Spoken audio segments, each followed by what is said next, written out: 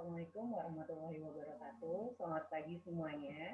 Terima kasih karena telah menyaksikan kelas kreatif hari ini dengan judul Sukses Berwirausaha Melalui Komunikasi Bisnis. Hari ini kita akan menyaksikan materi yang akan disampaikan oleh Ibu Pratiwi selaku salah satu pengurus Dekranasda DKI Jakarta. Mungkin bisa dibantu oleh Ibu Pratiwi. Oke, selamat pagi. Assalamualaikum warahmatullahi wabarakatuh. Selamat pagi Mbak Abel. Juga ada dari tim Dekranasda Mas Amin yang akan membantu juga, dan juga Bapak Ibu para perajin dari DKI Jakarta dan di seluruh Indonesia yang menyaksikan webinar pagi ini tentang sukses berusaha melalui komunikasi bisnis. Apakah langsung mulai atau bagaimana Mbak Abel? Boleh Ibu, mungkin sebelumnya aku ingin menyampaikan bagi pemirsa di Zoom yang nanti sudah bergabung melalui Zoom, ada yang ingin menyampaikan pertanyaan, boleh nanti di akhir sesi akan ada sesi tanya jawab, mungkin bisa disiapkan dulu pertanyaannya. Baik, mungkin bisa dibantu, aku bantu bacakan dulu profil Ibu Pratiwi. Izin Ibu.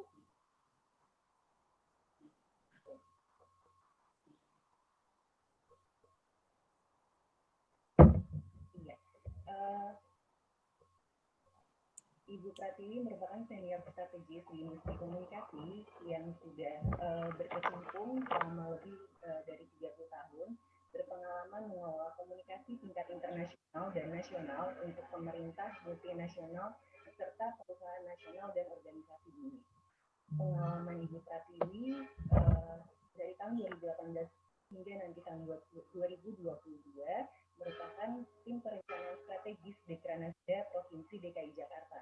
Lalu pengalaman sebagai pakar komunikasi sendiri, Ibu Pratiwi sejak tahun 2011 hingga 2013 merupakan senior konsultan untuk McKinsey Indonesia selaku stakeholder management. Tahun 2006 hingga sekarang bergabung di PT Emerson Asia Pasifik, senior strategis mengelola berbagai klien internasional, nasional dengan produk teknik industri, energi, retail, kecantikan, dan lain sebagainya. Tahun 2006 hingga 2017 merupakan pakar komunikasi PT Pertamina Persero.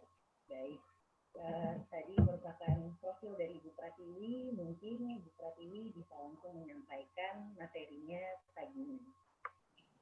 Ya. Selamat pagi semuanya. Di sini ada beberapa teman perajin juga yang saya kenal, Pak Rashid dan ibu-ibu, bapak-bapak yang lain. Kita akan mulai pagi ini untuk berdiskusi ya. Saya lebih senang untuk berdiskusi tentang sukses berusaha melalui komunikasi bisnis. Saya mohon Mas Amin bisa menampilkan materinya supaya kita bisa langsung memulainya. Ya. Kita langsung lanjut ke slide pertama. Jadi kalau komunikasi Bapak dan Ibu yang saya hormati, komunikasi itu memang sudah menjadi sebuah kebutuhan sosial ya bagi semua orang. Kita di rumah pun kita juga bersosialisasi dengan komunikasi, dengan diri sendiri pun kita juga berkomunikasi.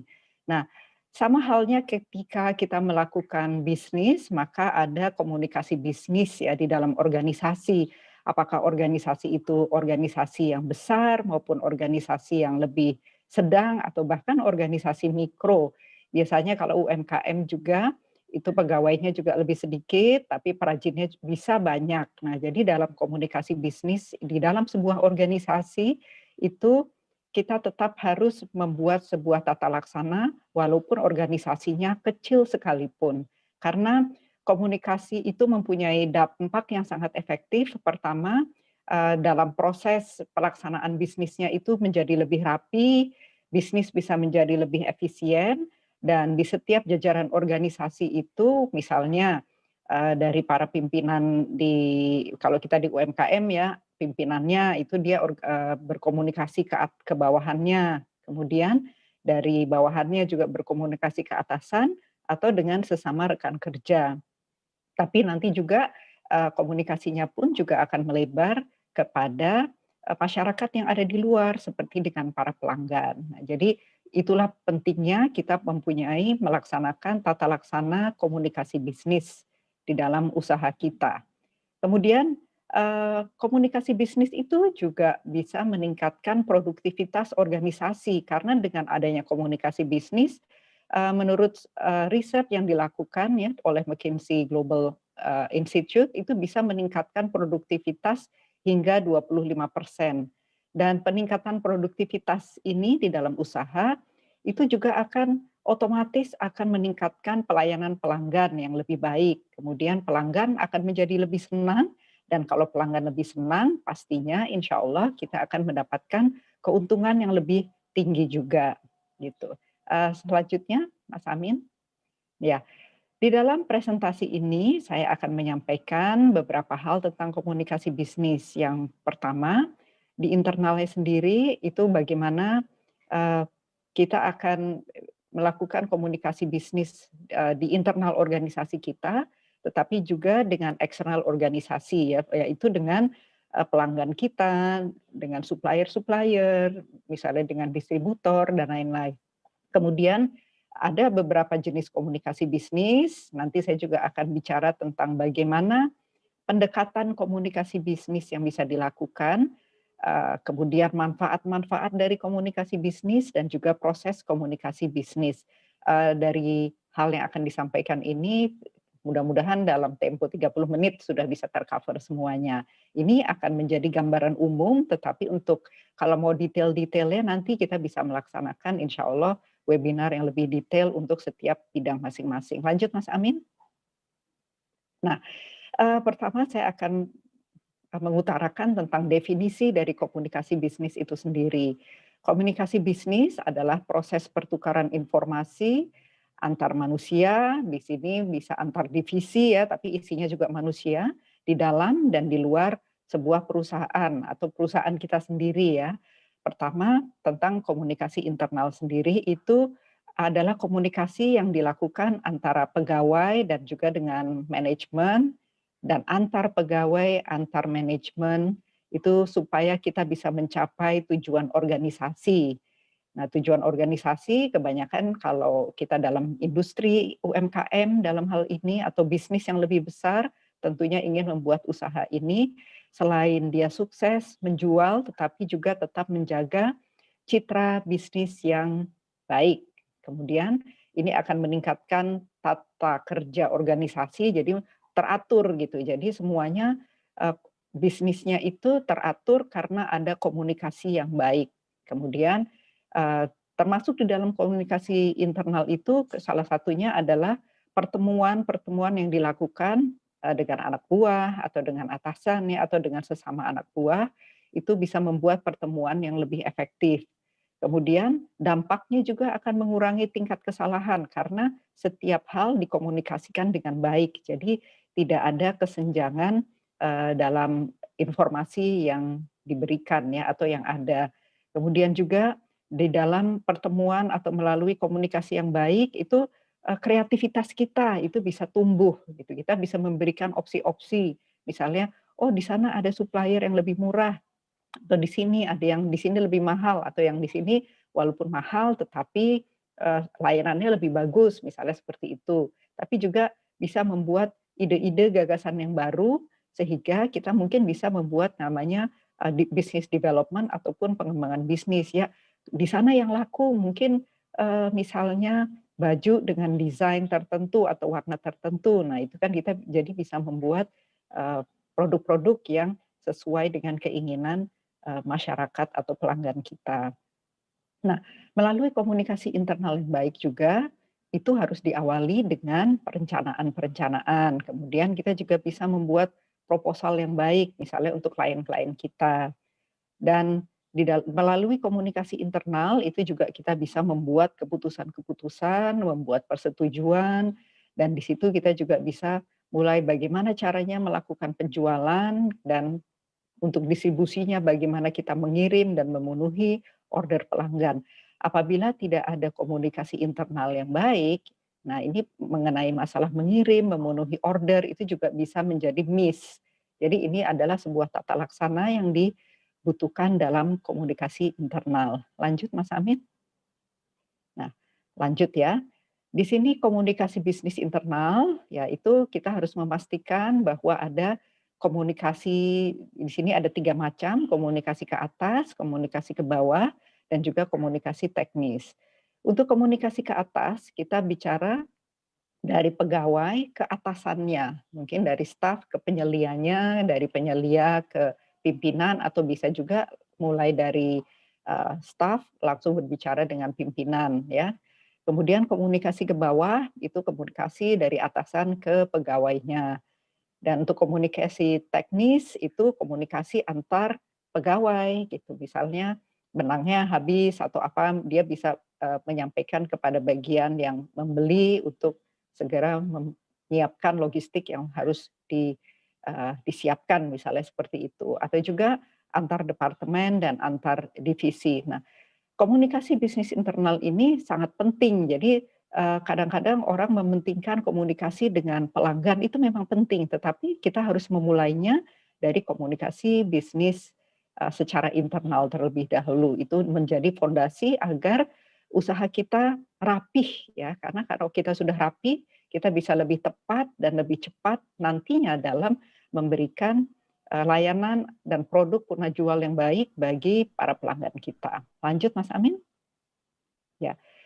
Kemudian ada komunikasi bisnis eksternal. Ini kaitannya dengan pelanggan-pelanggan kita, dengan vendor, dengan supplier, dan yang lain-lainnya. Kalau bisnisnya sudah lebih besar mungkin atau kecil pun ya, itu kita kerap harus berinteraksi dengan misalnya dengan pemerintah, dengan laporan kepada lurah misalnya atau kepada camat untuk izin dan lain-lain. Nah, di sini untuk komunikasi bisnis eksternal itu kita kaitannya misalnya ada pelanggan yang memesan barang atau bertanya tentang produk kita, maka kita di sini mendapatkan dan menerima instruksi dan tugas gitu. Artinya ke atasan dan ke bawahan. Nah, ini makanya kalau komunikasi bisnis internalnya sudah baik, itu akan sudah tertata dengan baik ya. Jadi tata laksananya misalnya ada order masuk, kemudian step berikutnya ada yang pencatatan, kemudian step berikutnya ada yang mulai mengambil produk tersebut, mencetak labelnya, kemudian dibungkus, kemudian dibawa ke kurir untuk dikirim. Nah, tetapi itu semua juga dimulai awalnya harus dengan komunikasi yang baik ya semuanya. Nah, di sini berbagi informasi, berdiskusi dalam pertemuan. Nah, kalau dengan khalayak eksternal di sini atau dengan pelanggan itu kan bisa diskusinya misalnya, "Ya ini kok bajunya seperti ini," misalnya, "saya butuh yang lebih besar." Oh berarti kita melihat bahwa ada pangsa pasar untuk produk-produk misalnya baju yang ukuran lebih besar. Nah itu berbagi informasi. Nah di sini dalam komunikasi bisnis ketika kita berinteraksi dengan pelanggan untuk memastikan bahwa kita juga membuka ruang diskusi untuk ada masukan-masukan dari pelanggan, karena itu akan sangat berharga. Masukan dari pelanggan itu juga artinya adalah potensi dibukanya peluang pasar baru ya mengenai produk-produk yang diharapkan oleh konsumen. Nah, kemudian yang ketiga memberikan umpan balik ya. Jadi pelanggan, vendor, supplier itu bisa memberikan umpan balik, koreksi, dan juga untuk disiplin misalnya untuk meningkatkan pengetahuan, pemahaman dan pelaksanaan pekerjaan. Kadang-kadang tidak jarang misalnya dari pelanggan, dari vendor, mereka juga kasih info, "Wah di sana ada yang lebih bagus nih produknya, coba kamu lihat deh." Nah, kemudian kita lihat, nah di situ kita melihat bahwa ada produk yang bisa kita jadikan acuan untuk meningkatkan produk dari yang diproduksi oleh kita sendiri. Nah itu bagian dari komunikasi bisnis eksternal. Dan kemudian komunikasi bisnis eksternal itu juga akan membantu dalam penyelesaian permasalahan. Itu dilakukan melalui pertemuan-pertemuan, melalui diskusi untuk membuat keputusan ya. Diskusi itu sangat penting di dalam organisasi ya. Jadi kita tidak membuat diskusi sendiri, tapi kadang-kadang kita bisa bertanya ya kepada teman, ya, teman di luar itu artinya termasuk dalam eksternal. Diskusi atau perajin bisa berdiskusi dengan misalnya dengan pengurus Dekranasda ya seperti dalam kesempatan kali ini untuk membuat masukan untuk mendapatkan masukan-masukan ya bagaimana bisa meningkatkan efektivitas dan efisiensi dalam hal ini komunikasi bisnis di perusahaan. Lanjut Mas Amin. Ya, pendekatan komunikasi bisnis itu ada yang verbal, tertulis, tetapi karena sekarang itu juga masuk zaman digital, tidak kalah penting tambahannya adalah dalam visual ya. Jadi verbal, tertulis dan visual ya.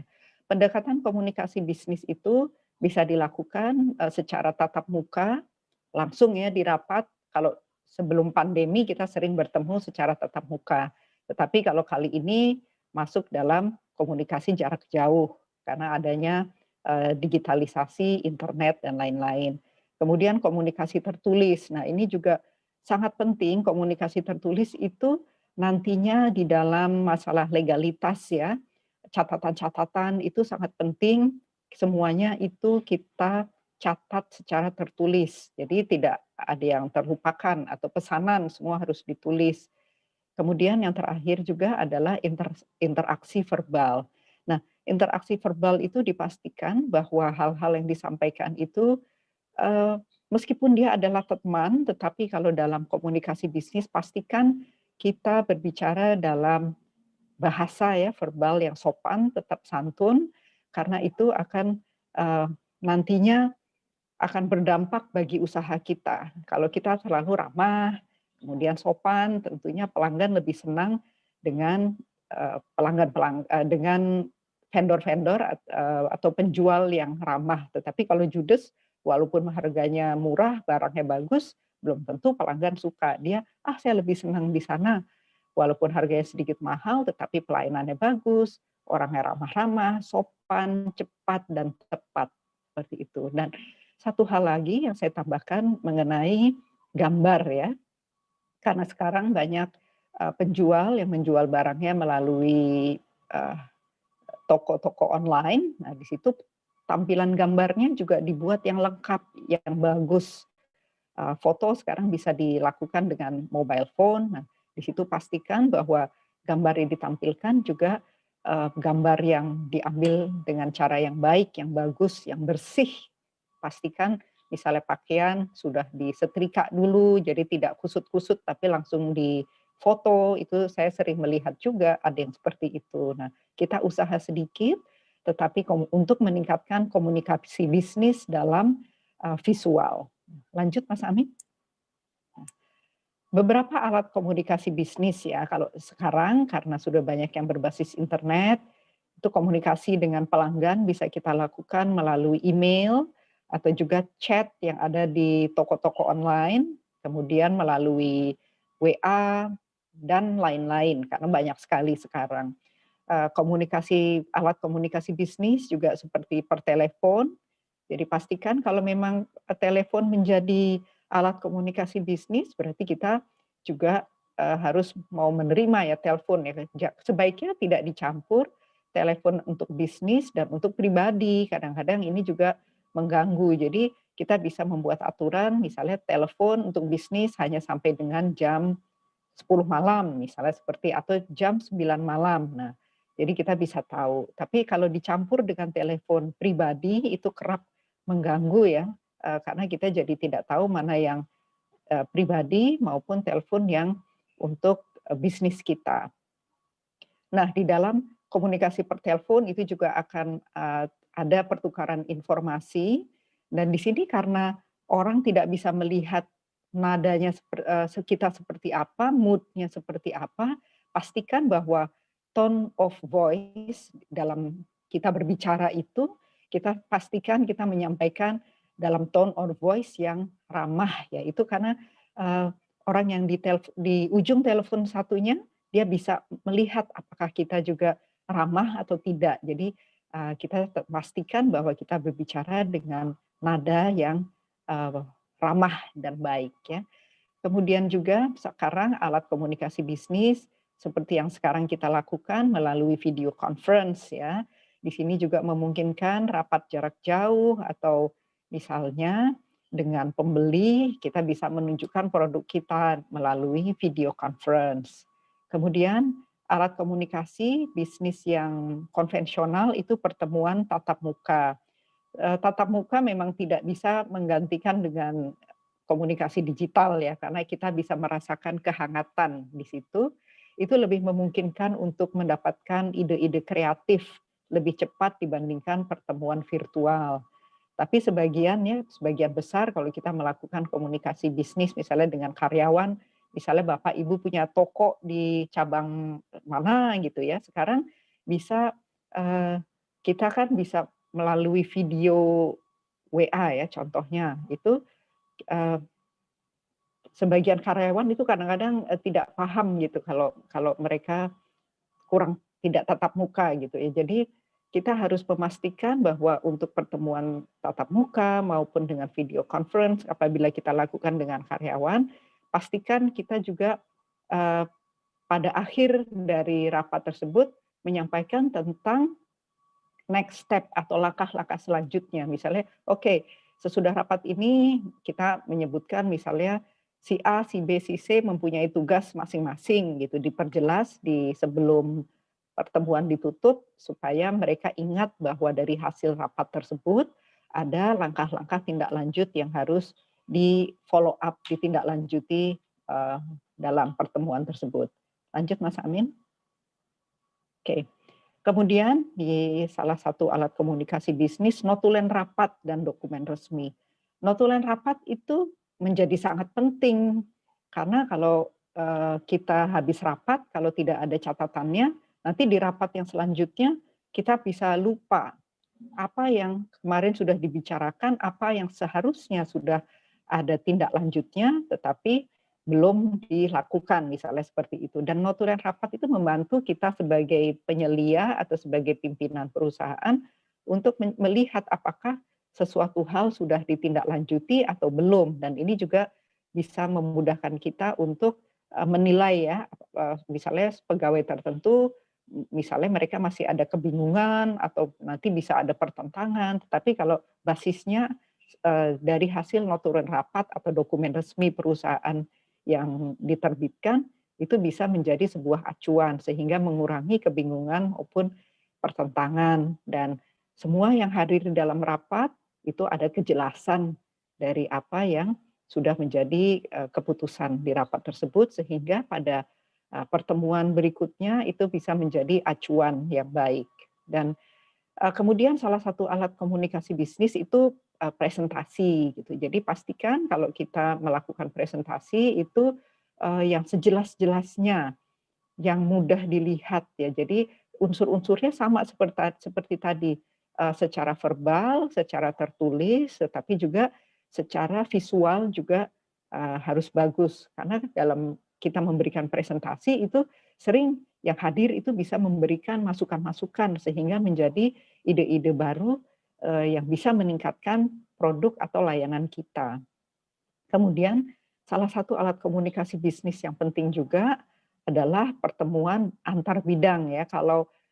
Kalau usahanya kecil kadang-kadang itu juga ada bidang, misalnya bidang kalau kita di industri handicraft ada perajinnya, kemudian ada suppliernya, kemudian ada kita sebagai pemilik pengusaha dari UMKM itu, kalau kita bertemu langsung itu bisa bertukar pendapat di situ. Oh, ini saya perlu kayu yang jangan terlalu keras, atau misalnya kita perlu desainnya yang lebih warnanya yang lebih terang gitu karena ini sudah masuk ke musim panas misalnya seperti itu. Tapi kalau kita langsung melakukan pertemuan antar bidang, masalah-masalah yang menjadi kendala itu bisa lebih cepat diselesaikan. Nah, kemudian salah satu alat komunikasi bisnis yang baik dan untuk menjadi tolok ukur bagaimana kita bisa meningkatkan kualitas, produktivitas maupun layanan kita, itu kita bisa melakukan survei untuk mendapatkan masukan atau umpan balik atau feedback ya dari pelanggan kita.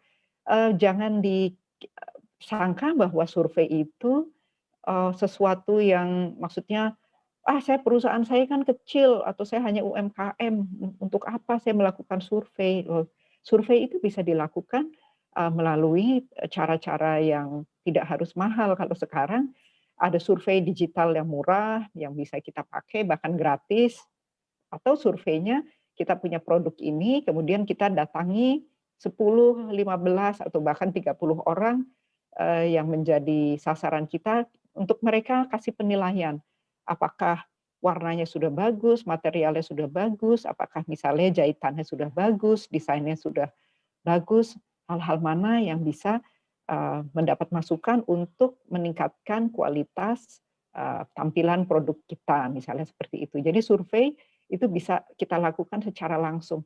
"Gimana Mas, Mbak, apakah makanannya ini rasanya sudah enak? Ada masukan?" Misalnya seperti itu. Nah, survei ini juga sangat baik ya, karena itu juga membuka komunikasi kita dengan, pelanggan kita atau dengan teman-teman kita gitu. Jadi itu, sangat baik dilakukan untuk meningkatkan kualitas produk kita. Dan, last but not least ya, itu ada pelayanan pelanggan ya, customer service. Kegiatan, dengan pelanggan itu juga harus terus dilakukan. Misalnya apabila kita sudah mempunyai toko online misalnya, ketika pelanggan, dia sudah membeli, ya tidak ada salahnya dan akan baik sekali misalnya kita, membuka komunikasi melalui live chat ya, di situ chatting, "Terima kasih sudah membeli di toko kami, bila ada masukan kami akan menerima dengan baik untuk meningkatkan kualitas produk maupun pelayanan kami," misalnya seperti itu. Atau, "Terima kasih sudah belanja di toko kami, mudah-mudahan Bapak Ibu," atau kalau bahasa sekarang itu bukan Bapak Ibu, kalau di online mereka bicaranya Kakak ya, "Kakak bisa pesan lagi di toko kami," misalnya seperti itu. Nah, misalnya pelanggan di situ dia memberikan tanggapan, misalnya kalau di online itu ada yang kasih bintang gitu ya, misalnya ada bintang 1 sampai 5, kalau 5 biasanya baik, 4 juga masih baik. Tetapi kalau ada yang kasih nilainya itu 2 atau bahkan 1, nah itu kita jangan marah gitu, karena berarti ada sesuatu yang membuat pelanggan tersebut, eee, kurang puas ya dengan layanan atau produknya. Itu menjadi umpan balik bagi kita untuk meningkatkan, eee layanan maupun kualitas produk. Lanjut Mas Amin. Nah, kemudian metode komunikasi bisnis yang untuk Anda, untuk perusahaan Anda ya. Ini akan, kita juga metodenya tergantung dari seberapa besar atau seberapa banyak karyawan yang ada di tempat kita. Kemudian, preferensi bisnis ya, misalnya kalau untuk obat-obatan tentunya kita metodenya akan lain dengan, fashion atau dengan handicraft, itu akan lain lagi. Kemudian, setiap usaha walaupun besarnya sama atau kecilnya sama, itu solusinya tidak bisa sama, masing-masing punya, perbedaan sendiri-sendiri, itu juga dilihat dari di mana kita, memasarkannya, kemudian targetnya siapa saja target pelanggannya, kemudian juga jenis usahanya apa. Jadi semua solusinya itu masing-masing harus sesuai dengan, eee, industri kita sendiri dan juga apa yang visi dan misi dari usaha kita.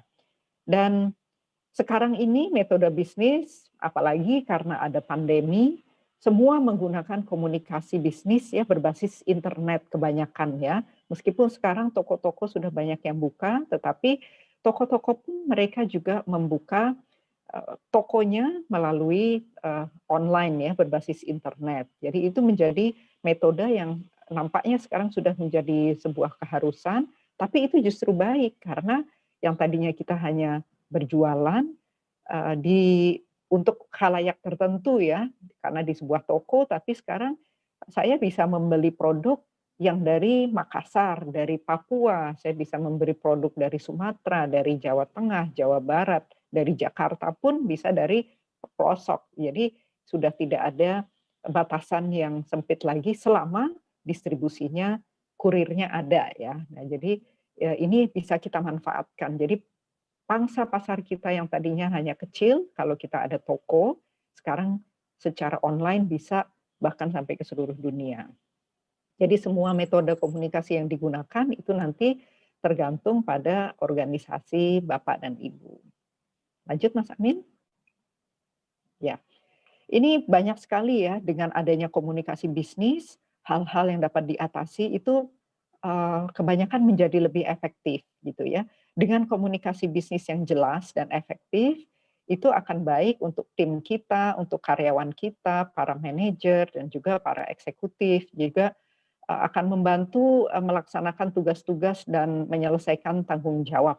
Karena dengan komunikasi yang baik mereka jadi tahu harus melakukan apa saja dan bisa lebih cepat gitu. Jadi begitu karena komunikasinya baik, kita, tegas juga, jadi kalau ada kesalahan dia juga sudah terbiasa terbuka berbicara dengan atasannya, dengan penyelianya, dengan rekan kerja. Jadi begitu ada masalah langsung diselesaikan sehingga tidak harus menjadi, sebuah, tantangan yang lebih besar. Dan kemudian komunikasi bisnis yang baik ini juga membantu penggunaan proses dan juga alat-alat yang tepat, ya seperti tadi disampaikan, begitu ada kendala kita langsung bisa menyelesaikan. Karena keterbukaan itu membantu kita untuk, selalu mengantisipasi, tetapi jika ada masalah juga langsung diselesaikan pada saat itu juga.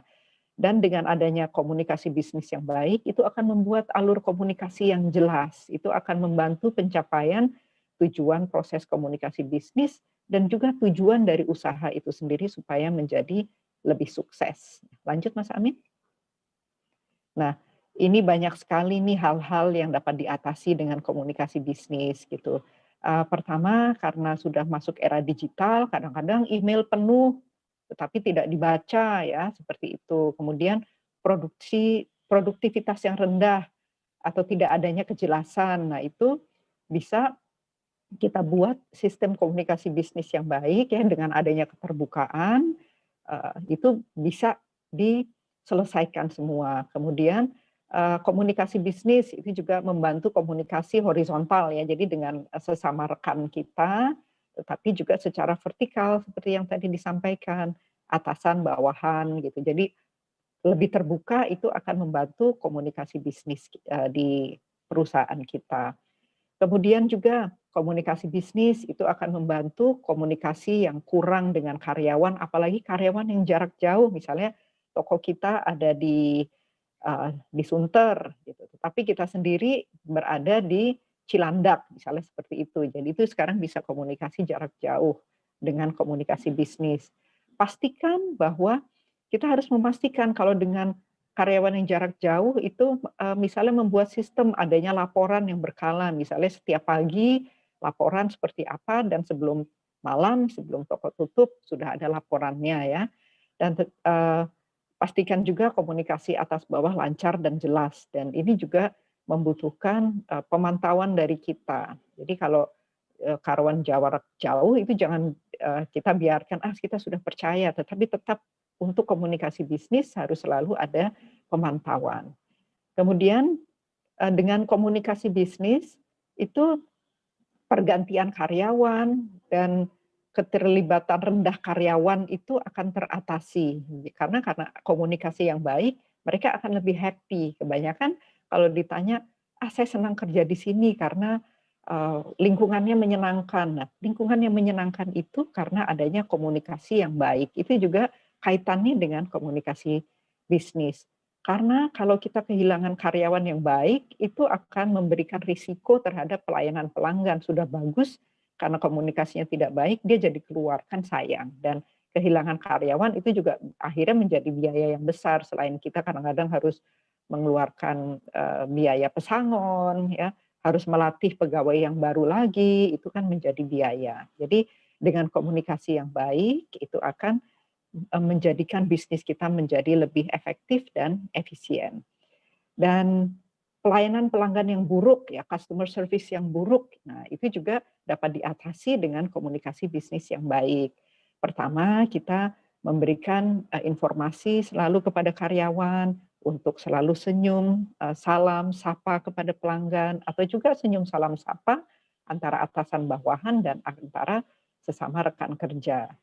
Karena pelanggan itu bisa merasakan kalau misalnya nih kita pergi ke toko, aduh kok yang menjualnya orangnya jutek nih. Nah, itu berarti ada sesuatu yang terjadi. Moral dan perilaku karyawan itu juga bisa dirasakan oleh kita sebagai pelanggan ya, apalagi pelanggan yang sudah terbiasa kalau melihat ada yang kurang baik, tentunya kita melihat bahwa ini pasti ada sesuatu yang bermasalah.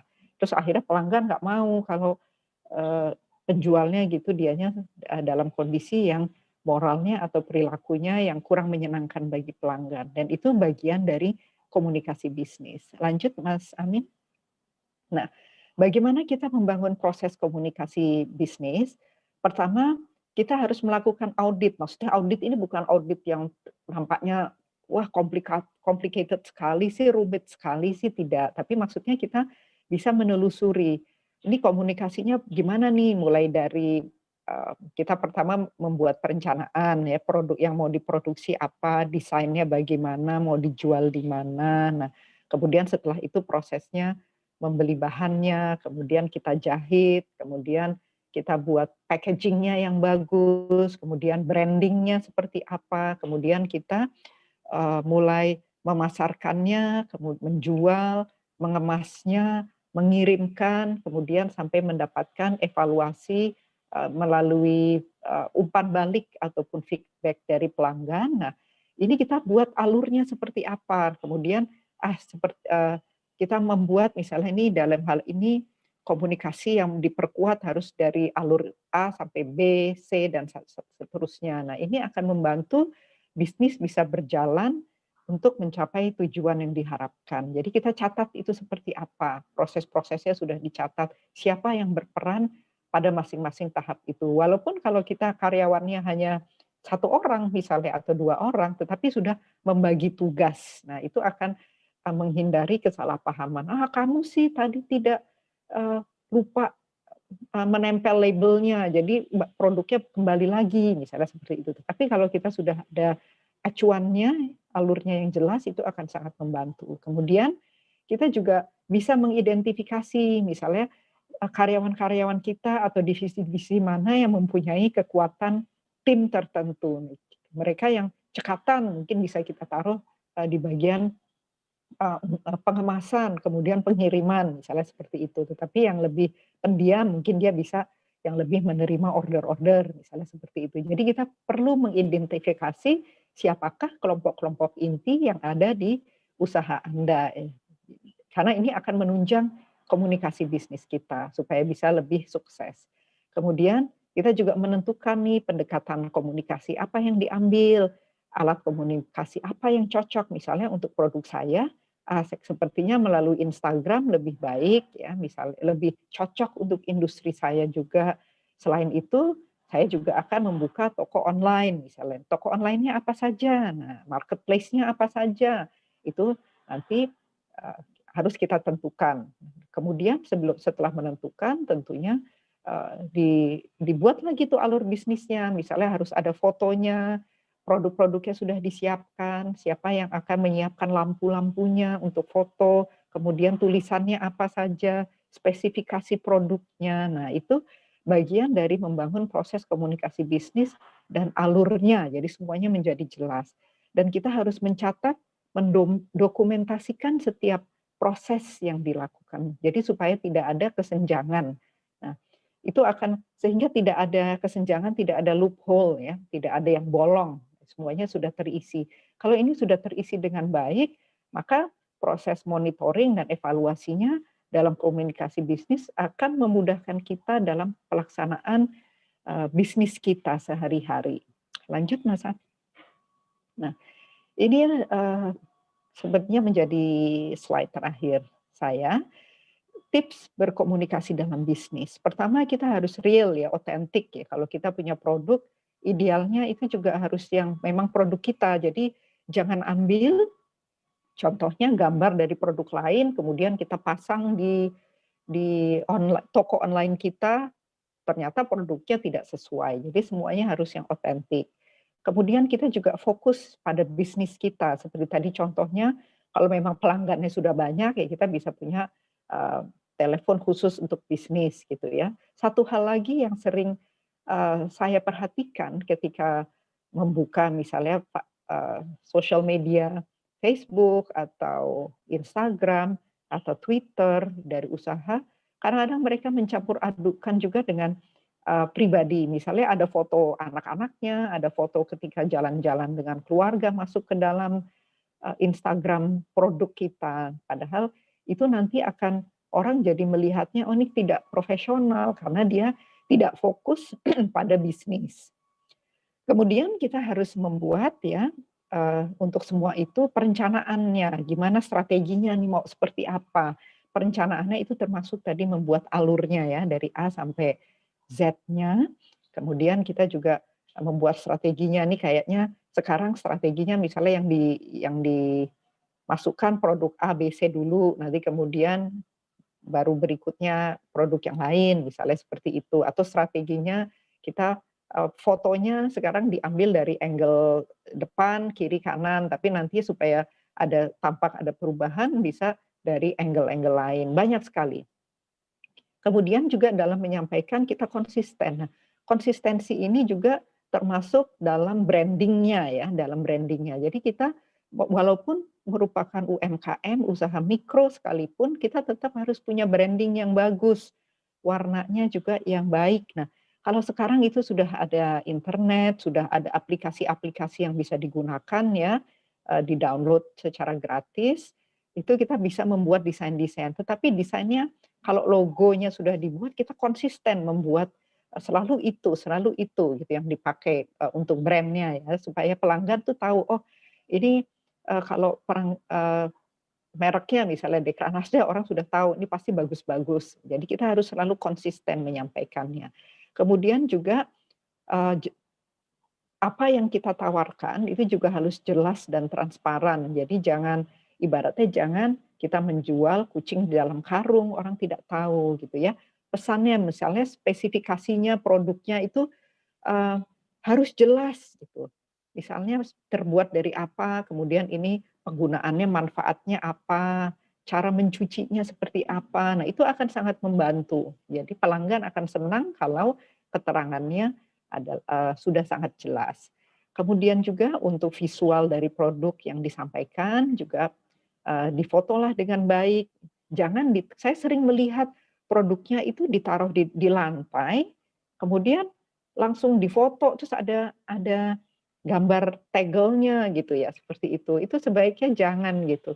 Kalau bisa ya dikasih alas dulu, misalnya taplak yang kalau bisa yang berwarna tidak bermacam-macam warnanya ya, yang warna polos, warna hitam atau warna putih itu biasanya bagus. Kalau kemudian baru setelah taplak misalnya warna hitam atau putih ya yang polos, ditaruh produknya, kemudian cahayanya juga diatur paling baik itu kalau sebetulnya kalau pagi hari ya kita fotonya jadi di depannya itu jendela yang ada banyak sinarnya dari belakang, kemudian produk kita ada di depannya sehingga ketika kita mengambil foto tidak ada bayangan dari belakang menutupi produk karena cahayanya ada dari belakang itu biasanya hasilnya bagus.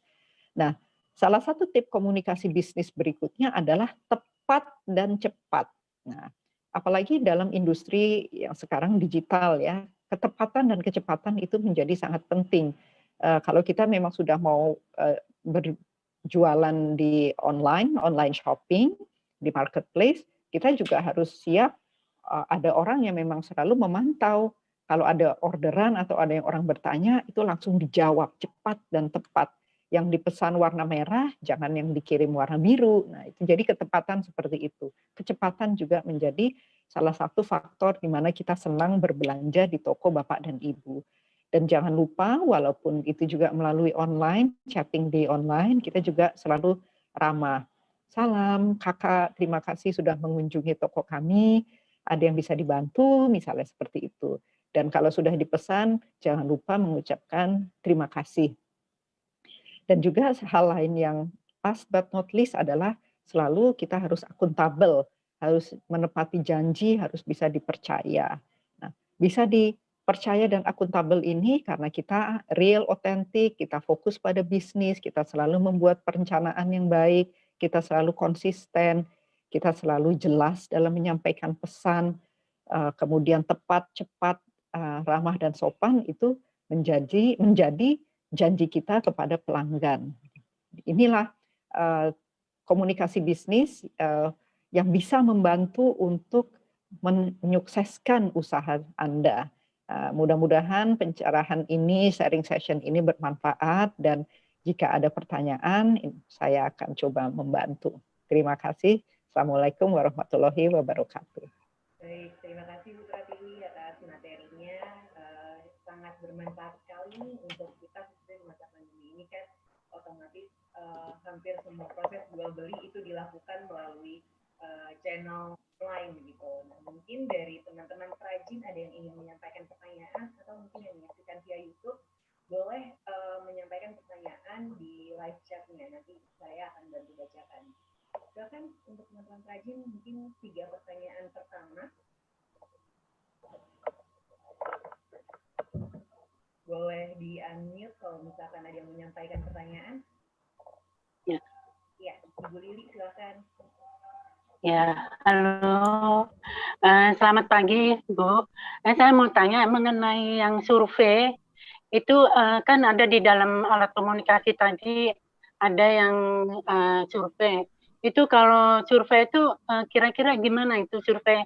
Apakah kita melakukan kunjungan ke customer atau bagaimana gitu? Oke. Yang dimaksud survei tadi ya. Terima kasih. Terima kasih Ibu Lili, pertanyaannya sangat bagus sekali. Kalau saya boleh tanya Ibu Lili, membuat apa produknya Ibu? Produknya tas etnik dari kayu triplek brodel. Tas etnik dari kayu? Triplek brodel, iya. Triplek ya, oke. Nah, Ibu Lili itu bisa, Ibu Lili kalau sedang arisan atau bertemu dengan keluarga, itu produknya bisa dibawa pertamanya sambil jualan, tapi juga bisa sambil survei, misalnya seperti itu. Misalnya Ibu, ini saya punya bawa ya Ibu ke dalam arisan atau rapat dengan keluarga ya, atau dengan teman-temannya, mungkin bukan arisan lah ya kalau ketemu, atau ada tamu yang datang ke Ibu. Ini yang pasif dulu ya Ibu ya. Nah Ibu bisa nanya gimana menurut Bapak Ibu nih produknya sudah baik atau belum, bagaimana desainnya, kemudian bagaimana kualitasnya, apakah sudah bagus warnanya. Nah, itu bisa ditanya. Nah, Ibu tapi sebelum itu Ibu harus membuat tuh daftar pertanyaannya supaya sama. Jadi supaya Ibu punya penilaian yang sama. Misalnya dari kualitas, dari warnanya, dari ukurannya.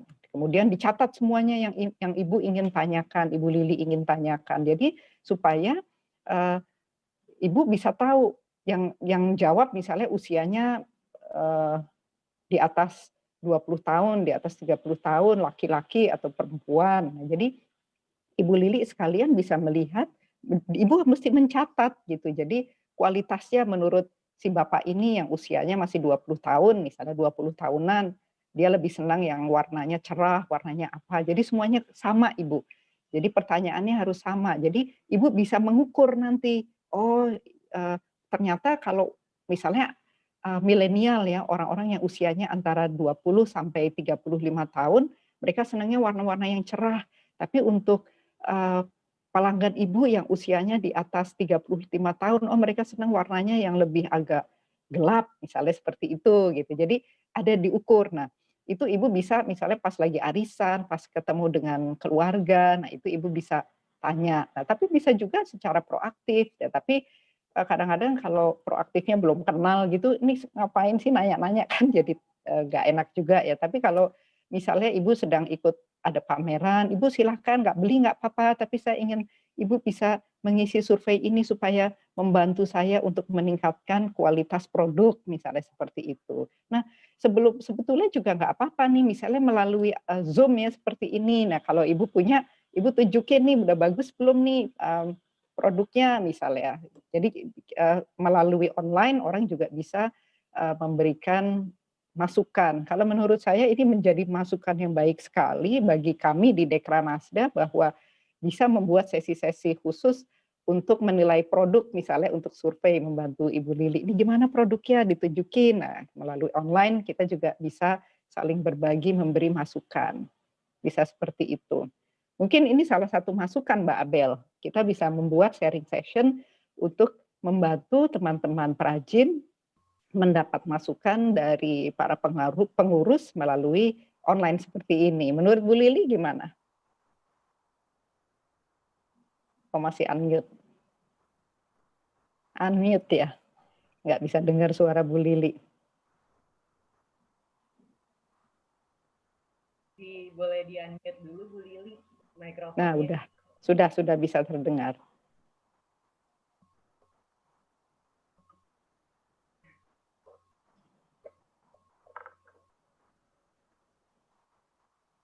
Kok mute lagi, Mbak?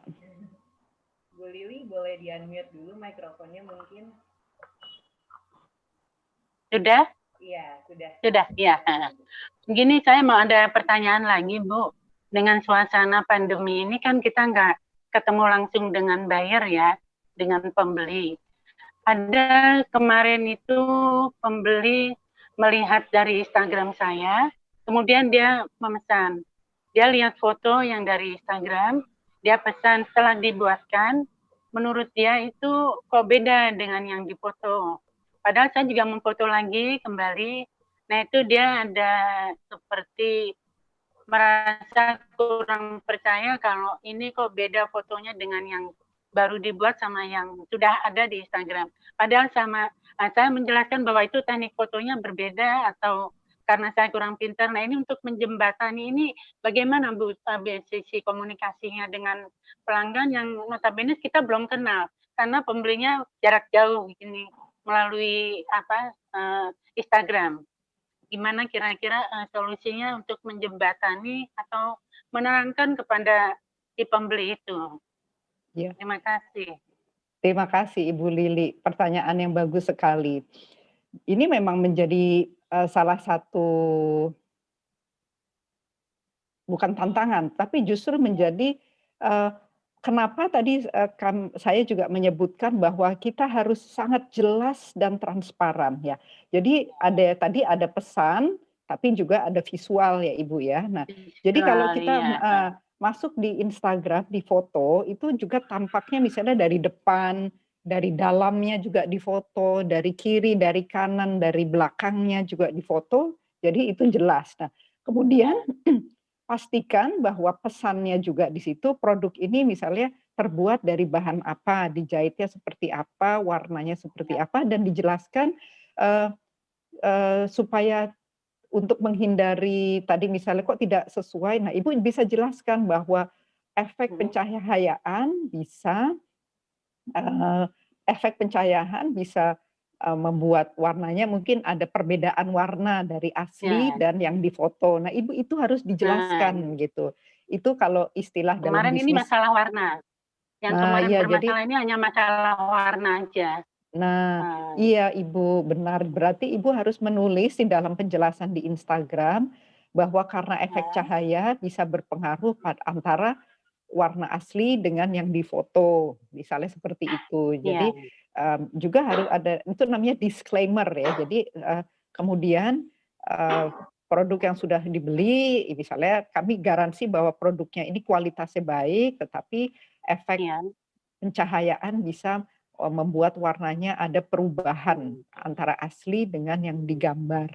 Tetapi ini adalah produk otentik kami, misalnya seperti itu. Jadi itu untuk menghindari adanya komplain dari pelanggan, mungkin seperti itu, Ibu. Jadi yang jelas, jadi yang benar-benar jelas. Nah sekarang Ibu menulis gitu, itu bisa ditambahkan di dalam Instagramnya, di semua produknya. Gitu. Tiap produk ya Bu ya? Sebaiknya begitu, jadi ada perbedaan gitu kan. Warna memang kalau ada cahayanya terang, dia bisa terang. Tapi kalau cahayanya kurang, produknya bisa kelihatan redup. Tapi juga kadang-kadang dari alat komunikasi si pelanggan juga, dia mungkin kameranya, maksudnya ketika melihat gambarnya dalam kondisi gelap, cahayanya, sehingga berbeda gitu. Jadi itu tetap klaim itu harus dituliskan, supaya ada jelas. Ya, alhamdulillah sih kemarin setelah saya foto ulang hasil yang sudah dibuat ya, akhirnya dia oh iya betul Bu bagus ini, akhirnya dia beli juga sih memang.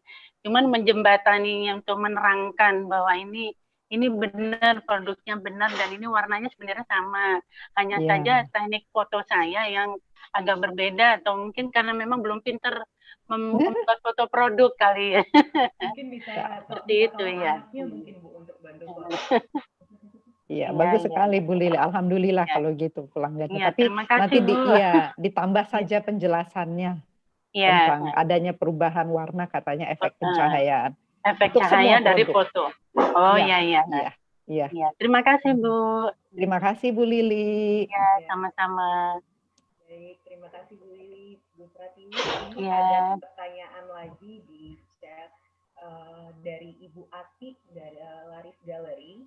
Beliau menanyakan tentang survei. Kalau saya mau memakai Google Form, sebaiknya berapa banyak list pertanyaan yang bisa kami tanyakan dan berapa banyak pelanggan yang menjawab survei kami yang sudah cukup untuk dapat mengevaluasi hasil survei. Boleh tolong dibantu juga poin-poin penting apa saja yang dimasukkan dalam list pertanyaan untuk survei. Oke. Silakan Bu Pratiwi. Ibu Ati, terima kasih ya. Dari Laris Gallery, pertanyaannya bagus sekali mengenai survei ya. Biasanya pelanggan itu kita sekarang kalau mau apa sih yang terbaik bagi pelanggan? Nah, sekarang kita harus mengembalikan kepada diri kita sendiri. Ketika ada orang datang membawa secari kertas, kemudian kasih, padahal waktu kita kan lagi keburu-buru nih. Aduh, pertanyaannya banyak sekali. Misalnya di sekolah saja ada 10 pertanyaan, kita sudah pusing gitu ya. Nah, jadi diusahakan pertanyaannya juga yang efektif itu jangan lebih dari 10 sih kalau bisa ya, jangan lebih, karena kalau lebih dari 10 kita saja kalau lagi buru-buru 10 itu kelihatannya sudah banyak gitu. Tetapi 10 itu sudah maksimal dan pertanyaannya kalau bisa yang sudah multiple choice, jadi memilih ABCD gitu ya, supaya jawabannya itu tidak terlalu banyak. Orang kalau disuruh mengisi gitu nanti dia akan pusing. Nah, kemudian itu pertama. Kemudian berapa jumlah responden untuk menyatakan bahwa ini sudah menjadi valid. Kalau ini ada ilmunya sebetulnya di dalam statistik ya atau ilmu survei itu minimal itu biasanya 30 orang itu sudah menjadi valid. Itu yang paling ideal, minimal itu sebetulnya 30 ya untuk bisa menjadikan sebuah survei itu menjadi valid. Tetapi kadang-kadang kalau kita dari 30 itu tetapi bisa mendapatkan orang-orang yang merupakan key opinion leader atau influencer gitu ya, orang yang memberi pengaruh terhadap pelanggan lain, itu mungkin tidak perlu harus 30 ya, itu bisa lebih kurang dari 30. Tetapi kalau secara statistik survei biasanya 30 itu minimal. Kemudian jenis pertanyaannya apa? Nah, dari jenis pertanyaannya sebetulnya juga tergantung dari tujuan bisnisnya. Misalnya pertama kalau kita dalam hal produk ya. Pertama orang kalau melihat sebuah produk itu dia melihat juga pertama apakah dia membutuhkan produk kita gitu. Apakah ini menjadi produk yang dia inginkan, misalnya tas atau fashion. Tapi setelah itu kita bicara mengenai bagaimana dari desainnya saja, apakah desainnya itu sudah dia sukai, kemudian bahannya, dari sisi bahannya apakah sudah bahan dia lebih ingin bahan misalnya katun atau katun campuran dengan sutra atau bahkan bahan yang polyester. Kemudian masalah harga itu juga sangat penting tuh kalau produk. Kadang-kadang kalau ibu-ibu itu kalau belanja di warung beda Rp100 aja dia pindah ke warung lain gitu. Nah, itu juga salah satu yang ditanyakan apakah harganya itu menurut responden sudah pas atau belum. Kemudian dari masalah kualitasnya misalnya seperti itu. Kualitasnya sudah baik atau belum. Nah, itu menjadi pertanyaan-pertanyaan utama. Kemudian pelanggan juga sangat peduli dengan aksesibilitas ya dalam hal ini. Apakah akses untuk mendapatkan produk Bapak dan Ibu itu mudah atau tidak, bisa dijual secara online atau tidak, itu kemudian apakah produknya dibuat secara massal atau tidak, misalnya itu. Ada orang yang kalau untuk desain-desain tertentu kadang-kadang terus terang orang malu tiba-tiba pergi ke sebuah acara, bajunya sama orang itu, misalnya seperti itu gitu. Jadi massal atau tidak gitu. Ada produk-produk yang memang ideal untuk dibuat massal, tetapi kalau handicraft sih memang biasanya tidak terlalu banyak ya. Jadi justru kita punya identitas sendiri walaupun gambarnya sama tetapi ada bedanya sedikit. Nah, itu biasanya kita tidak kepengen kalau orang tuh sama gitu dengan yang kita pakai gitu. Ada perbedaannya sedikit. Tetapi kalau untuk hal-hal yang itu yang hal-hal yang artisan ya, hal-hal yang khusus. Tetapi kalau produk-produk yang polos-polos biasanya itu memang sengaja memang harus sama dibuat secara massal. Tetapi ya pertanyaannya itu tadi menyangkut kualitas dan juga tentang tampilan produk, sumbernya seperti apa. Dan pertanyaannya diharapkan jangan lebih dari 10 pertanyaan. Kalaupun 10 pertanyaannya itu ternyata menjadi 2 lembar, tolong dikurangi, paling tidak 1 lembar, gitu, 1 lembar pertanyaan saja. Kalau bisa hanya 6 saja sudah cukup, tapi 10 itu sudah maksimal, Ibu Ati. Ini bagus sekali pertanyaan, mudah-mudahan sudah menjawab. Baik. Karena keterbatasan waktu, mungkin bisa kita sudahi dulu untuk sesi kali ini. Nanti kalau misalkan ada pertanyaan tambahan, boleh dikirimkan melalui saya ya Bu ya. Nanti saya bantu sampaikan ke Bu Pratiwi. Kita akan melakukan foto bersama dulu. Mungkin bisa siap-siap setelah saya bacakan rangkuman dari sesi hari ini. Sudah siap-siap teman-teman perajin semua, kita akan lakukan foto bersama setelah ini. Baik. Tadi setelah Bu Pratiwi menyampaikan materi tentang sukses berwirausaha melalui komunikasi bisnis, ada beberapa poin yang saya catat, diantaranya dalam berinteraksi dengan pelanggan perlu membuka peluang diskusi dengan pelanggan, sehingga mendorong inovasi produk sesuai kebutuhan konsumen. Lalu untuk pendekatan komunikasi bisnis bisa dilakukan secara tatap muka atau jarak jauh, tertulis, dan interaksi verbal dengan cara pelayanan yang baik. Setelah itu, tampilan gambar saat ini mempengaruhi keberhasilan komunikasi bisnis secara virtual. Dalam memanfaatkan alat komunikasi bisnis, perlu memperhatikan komunikasi nonverbal, cara pelayanan, tone of voice, dan sebagainya. Poin kelima, tentukan alur komunikasi yang jelas sehingga dapat mengatasi krisis usaha dengan pelanggan maupun antar karyawan. Lalu lakukan audit, survei pelanggan atau evaluasi usaha sehingga bisa mengembangkan pola komunikasi dari usaha yang dijalankan. Dan yang terakhir, tentukan pendekatan komunikasi dan tentukan alat yang sesuai dengan usaha yang dijalankan. Dari segi branding, channel komunikasi yang fokus pada bisnis, variasi gambar suatu produk, informasi produk lengkap sesuai kebutuhan pelanggan, dan sebagainya. Lalu dokumentasikan proses yang sudah dilakukan. Baik, itu tadi beberapa poin dari materi hari yang disampaikan hari ini oleh Ibu Pratiwi. Terima kasih kepada Ibu Pratiwi atas kesediaannya menyampaikan materi hari ini. Dan terima kasih kepada teman-teman perajin yang sudah bergabung hari ini melalui Zoom maupun via YouTube channel Dekranasda DKI Jakarta. Mungkin kita bisa langsung foto bersama semuanya. Ya, bisa dibantu untuk foto bersama.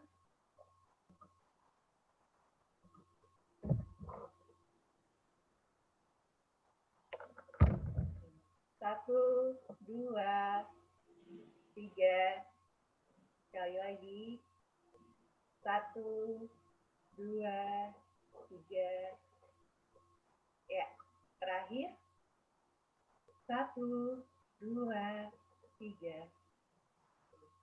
Terima kasih semuanya, sampai berjumpa di sesi kelas kreatif berikutnya. Jangan lupa juga saksikan program dari Dekranasda DKI Jakarta, ada Jelajah Kerajinan Jakarta di akhir bulan nanti, dan akan ada kreatif di rumah setiap minggu kedua setiap bulannya. Terima kasih. Wassalamualaikum warahmatullahi wabarakatuh.